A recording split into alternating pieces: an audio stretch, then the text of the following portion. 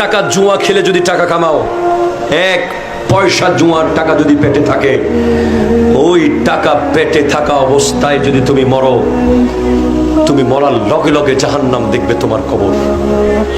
স্পষ্ট হাদিস। মনে রেখো, হালালের পান্তাবাত অনেক দামি, হারামের কাচ্চি বিরিয়ানির চেয়ে। ঠিক কিনা বলো? যে ব্যক্তি হালাল টাকা দিয়ে পান্তাবাত খায়, খোদার কসম তার মতো চালাক পৃথিবীতে নাই।